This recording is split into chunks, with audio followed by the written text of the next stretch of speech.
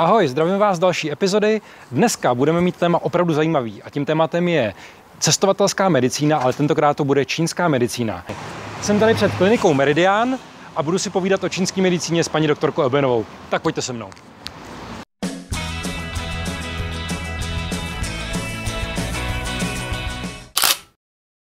Jak už jsem říkal v úvodním teaseru, dnešním tématem je čínská medicína. Já vítám u nás ke celu paní doktorku Ebenovou. Paní doktorko, dobrý den. Dobrý den, přeju.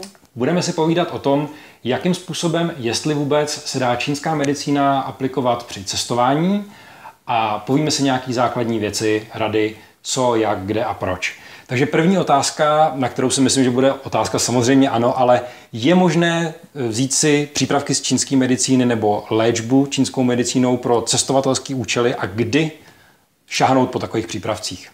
Ano, takže odpověď samozřejmě ano. Překvapivě. Ano, překvapivě. A je to tak, že až na nějaké urgentní situace, kde je samozřejmě nutný pohled odborníka, tak produkty čínské medicíny jsou velmi potřebné a dobré i jako první volba při zdravotních problémech v zahraničí. Takže dá se říct, že takový ty první příznaky, když nějaký problém nastupuje, napadá mě třeba průjem, tak na to jsou přípravky, kterými se dají... Na to jsou přípravky, které se dají použít čím dřív, po nich sáhneme, tím lépe, protože tím dřív se vlastně ta příčina ošetří v zárodku. Dokážete vyjmenovat pár věcí, na které byste rozhodně doporučila, aby člověk měl nějaký lék? Co by se dalo teda léčit jako na cestách? Zmínili jsme průjem.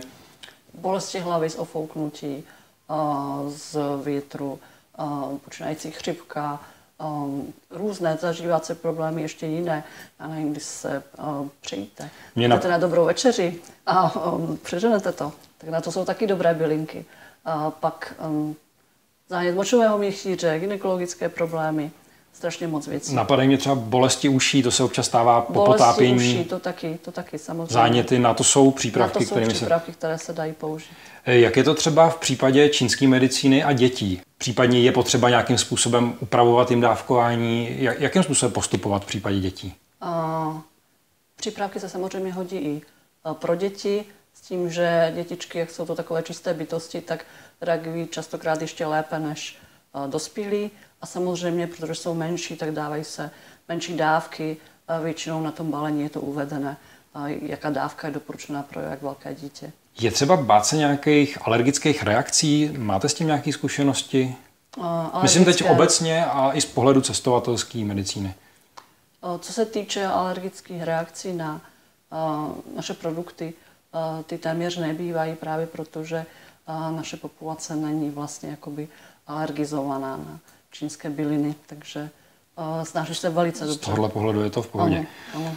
Když bych jako laik si měl nějakým způsobem šahnout po přípravkách, kam bych měl zajít, kde bych si je mohl koupit a případně jestli je víc druhů medikace, abych to řekl správně odborně, jak se v tom zorientovat, co si teda koupit a naopak, co si třeba nekoupit? No, tak samozřejmě koupit je můžete například i u nás na klinice, pak na různých dalších místech, například když si vezmeme centrum, tak tam na Národní třídě je TCM klinická. Takže když si zadám do Google klinika čínská medicína, určitě, tak zpravidla tam vždycky najdu. Určitě. Dneska už, dalo by se říci, v každém městě v České republice větším. A jakou konkrétně formu? Dělají se kapičky, dělají se tabletky, nebo jakým způsobem? Typické jsou vany, kuličky nebo tablety, eventuálně některé houbičky, které se dají taky použít, tak jsou v kapsulkách. Je možný, nebo jsou přípravky, který bych použil, kterým bych se léčil v nějakém akutním stavu? Napadá mě pohmožděnina, krvácení, zlomenina. Jsou i na tohle to nějakým způsobem? Je i na tohle Čína připravená, když to nadnesu otázku? Jednak na bolestivé stavy dají se použít různé náplastě a také jako první pomoc i při větších úrazech, řekněme, a samozřejmě při malých, je pavšehoj. To je pavšehoj, tabletka? Ano, je to bylinka, ale takhle pro naše použití je to v tabletách. A jak dlouho bych takovou tabletku, nebo kolik bych si ji měl vzít sebou, jak dlouho bych ji měl jíst, když třeba se teda někde si narazím ruku nebo budu mít ošetřený krvácení, jakým způsobem ji medikovat? Paušehoj je, nebo užívá se do té doby, než dojde k zahojení. Takže závisí, o jaký úraz se jedná. Není možný se tím nějakým způsobem předávkovat? Nemá to nějaký... Určitě ne. Po dobu, co se léčíte v doporučené dávce, která je uvedena zase na balení. Co se týká lékárničky z pohledu tradiční čínské medicíny, připravíme vám do článku na serveru Kecal, u nás na serveru, seznam, co si vzít, co si nevzít. Když by ale přišel člověk neznalej, kdo by si nečetl náš článek a přijde k vám na recepci a řekne, potřeboval bych připravit balíček do čínské medicíny, je to možný? Určitě máme standardní balíčky, nebo když má nějaký specifický problém, který by chtěl řešit ještě navíc, tak samozřejmě můžeme mu udělat i nějaký specifický balíček. A má v tomhle smyslu, nebo je důležitý zohledňovat destinaci, kam jede třeba? Samozřejmě, protože destinace může být, nebo co je pro nás nejdůležitější, jestli je to destinace chladná nebo destinace teplejší. A taky, co tam budete dělat. Takže když by třeba přišel cestovatel s otázkou, existuje nějaká medikace na antimalarika, tak i s takovýhlema otázkami mu dokážete poradit? Dokázali bychom něco namíchat, ano.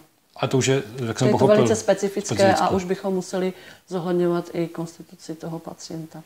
Protože u nás v Kecalu je vždycky zvykem dávat na závěr nějakou historku z cest nebo nějakou doporučenou radu a nepřišlo mi, že v tématu čínské medicíny je takováhle otázka vhodná, tak jsem se poptal kolegů cestovatelů, jestli nemají nějakou záludnou otázku, která by je zajímala. Jeden kamarád, který se právě vrátil z Koreji severní, tak mi říkal, že se tam chlubili, že mají nejlepší ženšen a že Čína ho od nich odebírá. Tak mě zajímalo, jestli je to skutečně pravda, anebo jestli je to prostě mýtus, který akorát tamní vláda podsouvá dál do světa. Ne, je to skutečně pravda, i když neúplná, protože je zapotřebí říct, že neexistuje jediný ženšen, existují dva druhy ženšenů, a to bílý ženšen a červený ženšen. Oba svým účinkem se trošičku liší a ten červený ženšen, ten je skutečně nejkvalitnější v Koreji. Takže to je výborný, že aspoň v něčem nevymýšlejí bludy. Ne, tohle to je pravda. Tak, to byla paní doktorka Ebenová z kliniky Meridian u nás v pořadu. Kdybyste měli nějaké další otázky, které byste chtěli směřovat na paní doktorku, můžete mi je poslat mailem nebo přidat do postu pod článek. Není problém to dotočit, anebo se přímo můžete zastavit na klinice a konzultovat vaše otázky, případně problémy přímo s odborníkama. Já vám moc děkuji, že jste přišla, že jste si udělala čas. Velmi ráda. A třeba se tady někdy uvidíme zase příště. Děkuji za pozvání, nashledanou.